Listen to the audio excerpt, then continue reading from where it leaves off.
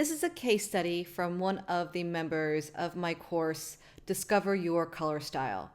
Once you go through the video, if you want more information about the course, you can click on the link in the description of this video. This is Diana. She has bright coppery red hair, and what you can't really see in the video is that she has these gray-blue eyes. So the first colors we're going to look at are her blushing colors. These are the colors that are going to naturally pick up the colors in your cheeks and lips and are just really pretty colors on you. So I'm going to show you her in 4 different types of blushing colors so that you can decide what you think she looks best in, and then I'm going to share with you what I think she looks best in. So here we have bright and warm, soft and warm,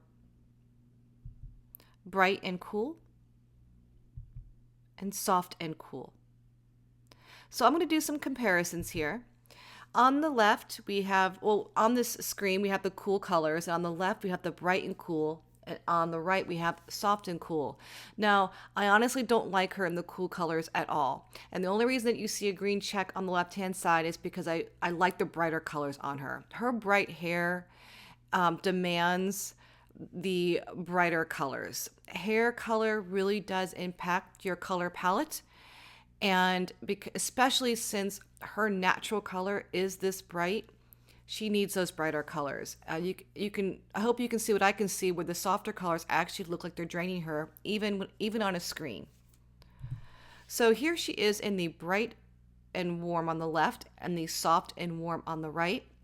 I hope you can see what I see, and that she looks so much better in the warmer colors, especially in those bright and warm colors. And just for comparison, we have the bright and warm on the left and the bright and cool on the right, and she is absolutely bright and warm.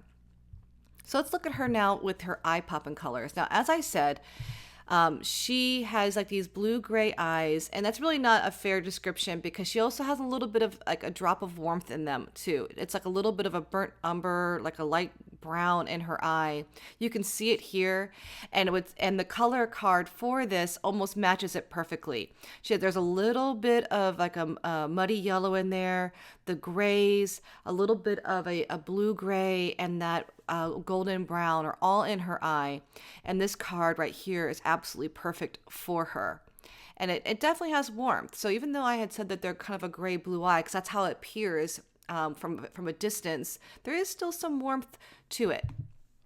So here she is. I actually put her in a few different colors using this card just so you can see that if you think that a bright and warm can't wear a gray blue, you absolutely can. It just really depends on your specific type of coloring. So here she is in more of a gray blue. And then here she is in that nice warm brown. And even though it matches her hair, it's a choice, right? Now, she might not like it because it's a little bit too matchy-matchy, or she may love it because it's kind of a monochromatic look for her. And then here she is in just a medium gray. And she can absolutely wear gray. Gray sometimes on someone who is bright and warm isn't always the best. You really want a warmer gray or a charcoal gray, but because of her eyes, this nice medium gray actually works really, really well on her.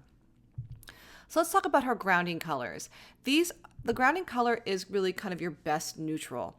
And I look for those natural colorings in you, in your eyebrows, and your hair, and your eyes to help you find your best neutral.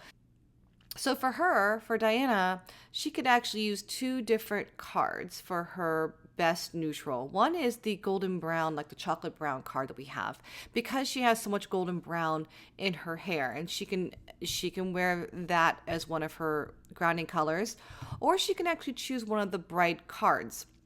This is one of the bright signature cards, and because her hair is brighter, I thought that might actually be more flattering on her than just the brown. So she may want to choose this instead, which is this is the bright card 001, the bright and warm, and I'm using this orangey brown right here, which is a really pretty color, and she could probably use that as one of her neutrals because she's unique in her coloring of her hair. Okay, so that's an option.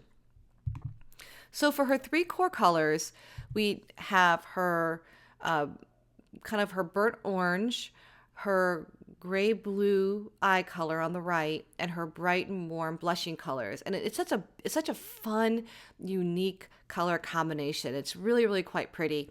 And so for a background neutral, which is really just a second best neutral, I chose the golden brown. So I chose the bright card here for her neutral, and then I put the golden brown in there. So I think that'll be a really pretty neutral to add into her closet. Because her eyes are also almost appearing blue-gray, she could try wearing a crisp white. She's very warm. It may not look as good as I think it might in person, but that is an option.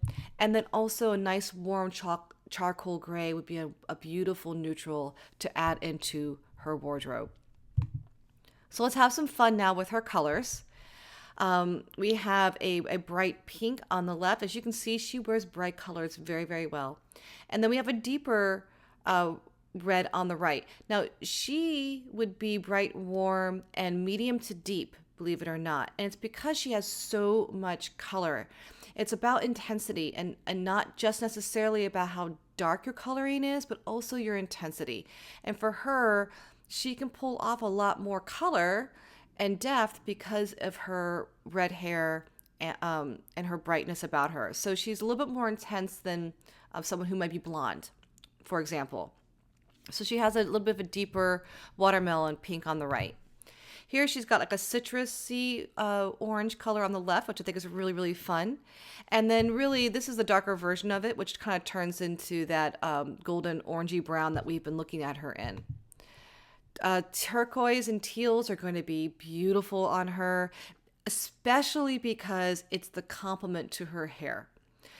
If you ever wonder why someone with red hair always looks so good in blues, it's because it's the opposite of the orange in their hair. On the color wheel, blue is directly opposite orange, and it is the complement of that color. So that's a fun, dynamic contrast naturally that you can play with.